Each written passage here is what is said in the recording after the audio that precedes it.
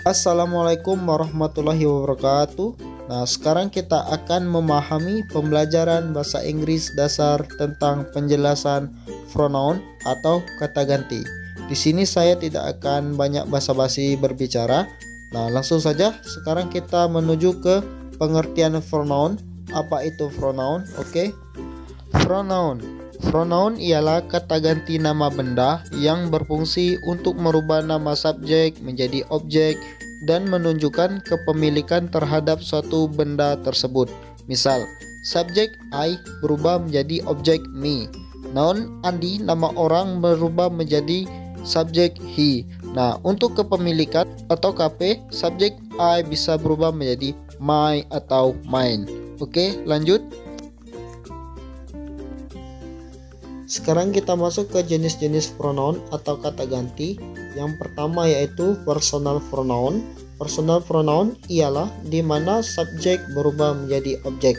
Nah, subjek ialah seperti I, you, we, they, she, he, it.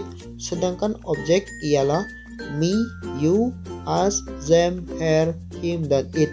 Nah, untuk subjek terletak di awal kalimat, dia noun sebagai pelaku dalam suatu kalimat. Nah, sedangkan objek itu biasanya terletak di akhir kalimat, di mana objek tersebut sebagai noun yang bersifat menerima atau menjadi korban dalam suatu kalimat.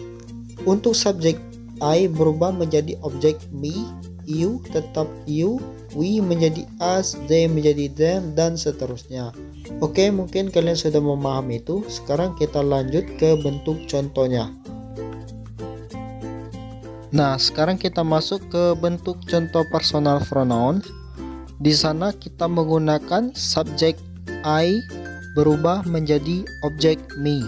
Perhatikan contoh, he brings the cake for me.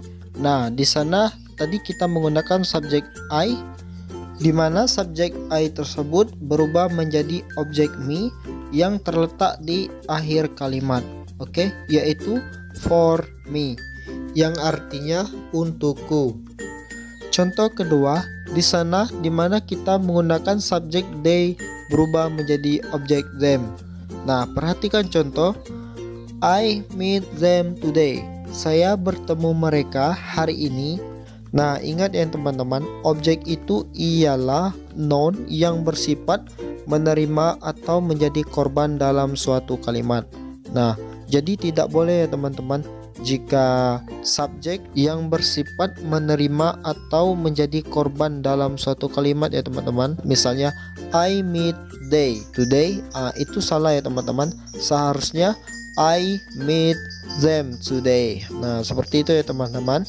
Oke. Sekarang kita masuk ke jenis pronoun yang kedua, yaitu possessive pronoun. Possessive pronoun ialah kata ganti noun yang memperlihatkan kepemilikan terhadap seseorang atau suatu benda tersebut. Nah, possessive pronoun ini terbagi menjadi dua. Yang pertama, dependent pronoun, dan yang kedua yaitu independent pronoun. Nah, sekarang kita akan bahas yang dependent pronoun. Oke. Dependent pronoun. Nah, dependent pronoun ini biasanya selalu diikuti noun di depannya. Di sana ada subjek I, di mana dependent pronounnya my, you, your, we, our, they, their, she, her, dan seterusnya. Nah, jadi dependent pronoun itu ialah seperti my, your, our, their, dan seterusnya. Contoh, this is my book. Ini merupakan bukuku. That is our car. Itu merupakan mobil kita. Dan bisa juga seperti his pen, pena dia seorang perempuan, her pen, pena dia seorang laki-laki, dan your pen, pena Anda atau kalian. Nah, ingat ya, dependent pronoun ini selalu diikuti noun di depannya. Oke. Sekarang kita masuk ke B, independent pronoun. Di sana ada subjek I, di mana independent pronounnya my, you, yours, we, ours, dan seterusnya. Nah, jadi independent pronoun itu ialah mine, yours, ours, their, hers, his, dan its. Nah, untuk contoh, this book is mine. Nah, buku ini milik saya. Jadi mine ini menunjukkan kepemilikan ke diri kita sendiri. Oke, untuk contoh kedua yaitu the car is yours. Mobil itu milik Anda atau kalian. Nah, untuk contoh berikutnya, jika kalian tidak ingin menyebutkan nama benda tersebut seperti book, car, kalian cukup menyatakan sebuah kalimat seperti it is hers, it is ours, it is their. Nah, jadi makna kalimatnya itu bisa jadi ini milik dia, perempuan, milik kita, milik mereka.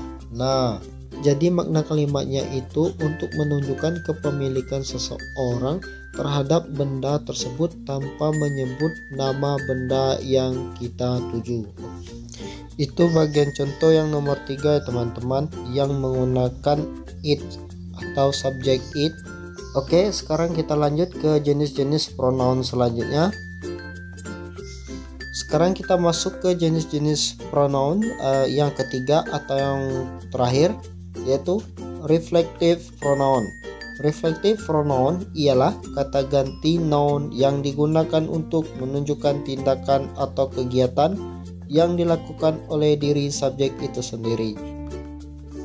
Oke, bagaimana reflective pronoun? Langsung saja kita bahas. Reflective pronoun, nah di sana ada subjek I, di mana reflective pronounnya myself yang artinya diri saya sendiri. Kemudian subjek you, reflective pronounnya yaitu yourself, diri Anda atau diri kalian sendiri. Subjek we, reflective pronounnya yaitu ourselves yang bentuk jamak yang artinya diri kita atau kami sendiri, dan seterusnya ya teman-teman.